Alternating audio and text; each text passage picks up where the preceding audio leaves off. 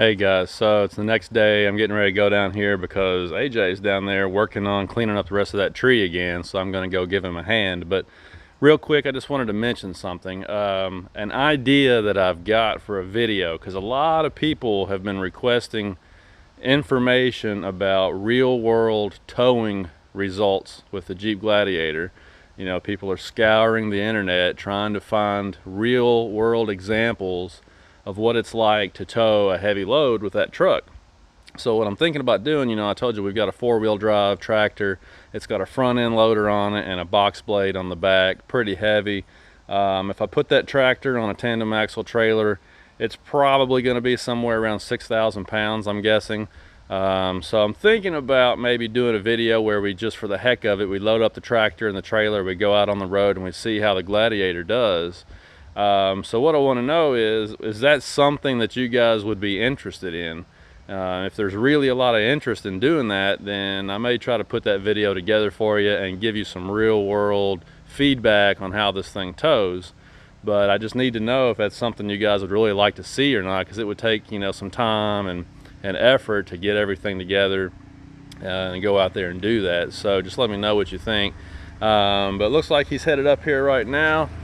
Here he comes. So we're gonna go on down the hill and try to finish up this job. So I'll be back. So like, here's the tractor in question. It's a TC29 New Holland with a 2246 bush hog front end loader. And like I said, we got that box blade back there. So I mean, it's not a huge heavy duty load, but you know, the trailer's probably a couple thousand pounds. So once we put, you know, oh, also the back tires have fluid in them. They've been filled with fluid for extra traction. So I figure by the time we put this tractor on the trailer, like I said, we probably get somewhere around 6,000 pounds, which is not maxing out the truck, but it's enough of a load that we would be able to, you know, get an idea of how this thing's going to handle with a few tons behind it. So anyway, like I said, just let me know what you guys think. Is it something you'd like to see? Is it, you know, have you already found the information you want out there? Would it be a waste of my time? You know, I don't mind doing it, but it would take some doing to get the trailer, to get the tractor on it, strap it all down, fill it up with fuel, the truck that is, and head out. You know, it takes some time to put a video like that together. So, but if you want to see it, we'll do it. All right, I'm gonna find some chains here and go get this tree cleaned up. So this is a good example of the kind of stuff we're gonna end up using the Gladiator for out here on the property. We've got these ash trees that unfortunately have been ravaged by a pest called the emerald ash borer. It's an insect that bores into these ash trees, and it's pretty much wiped out all the ash trees in Kentucky. And so the result, as you can see, is that they will just randomly crumble and fall. And this one fell and took out part of my fence here, mangled it up. Got some pretty big sections down here that we're gonna have to drag up the hill to the burn pile. So what we're planning on doing is anything that we can lift and pick up, we're gonna set it in the back of the Gladiator. And then the big stuff, we're gonna tie a bundle strap around it and use that awesome tow hook that Jeep gave us and drag it, so we can hopefully get almost all of this mess up to the burn pile at once. So got a navigator and a helper here. Time to get.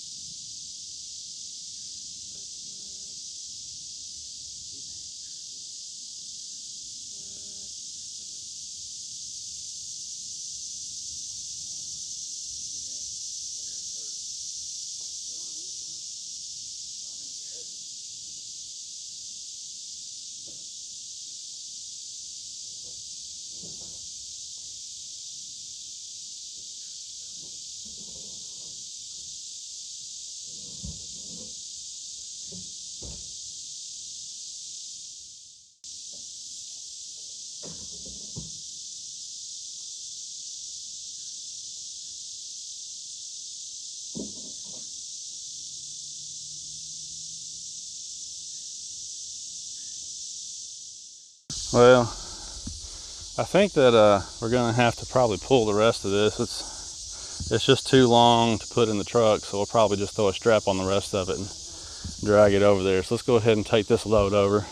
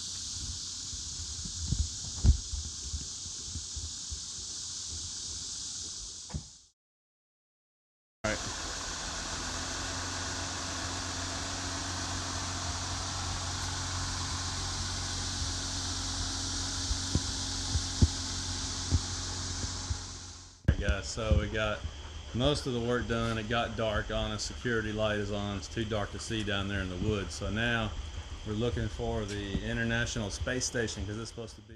Tell you what though, AJ here did a pretty good job. What do you think about the Gladiator? It drives really good. Drives Especially really good. off-road. Yeah, off-road. That low range is pretty awesome, isn't it? We've got a little four-wheel drive New Holland farm tractor that we normally do jobs like that with, but we thought, hey, maybe we could put a lot of the stuff in the back of the Gladiator and then pull the rest, get it done faster. And it did a great job.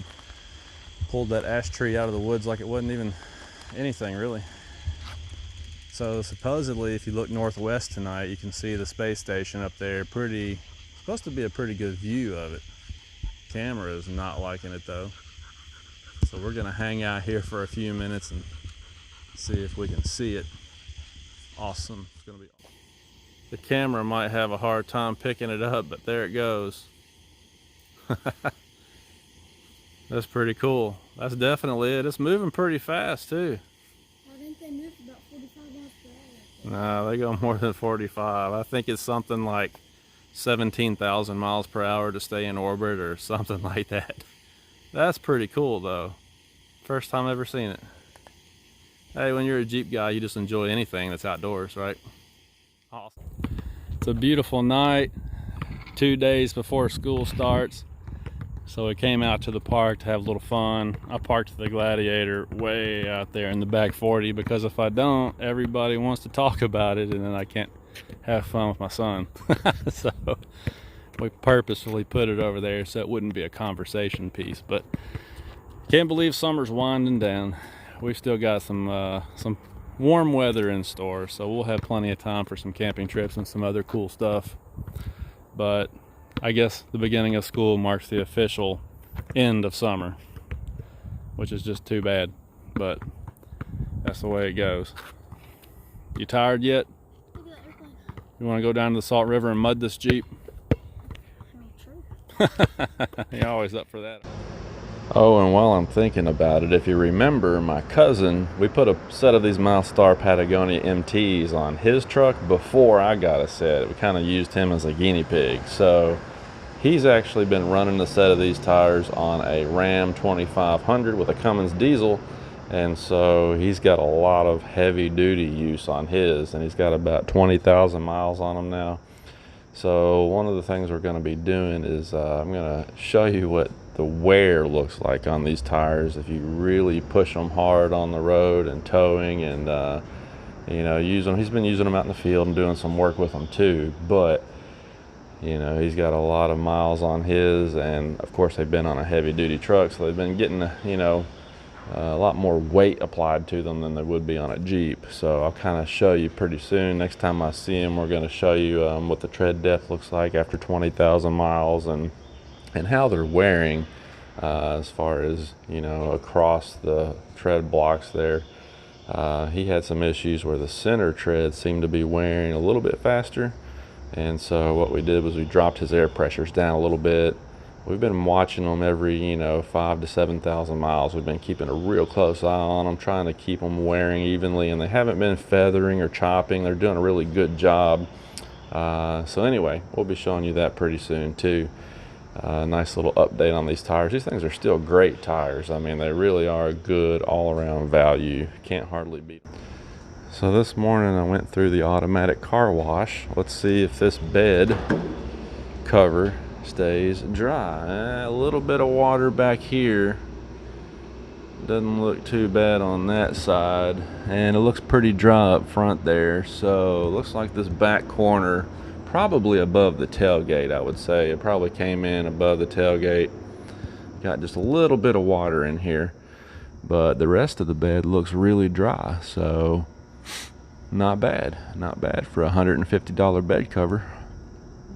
Looking pretty good in there. So I would say, you know, just from the pressure of the car wash, it pushed a little water in here, but for the most part, I'd say you could expect that this bed cover would keep your stuff dry, just as dry as any other bed cover I've had on my trucks in the past. So I'm still pretty happy with this thing. Again, this is If you look on Amazon, it's called the Max Mate brand. There's also one that's a Tiger brand. It's very, very similar, but it's for a Chevy Colorado, and it fit this truck really, really nicely. Doing a great job. So, all right, got to get to work. Talk to you guys later.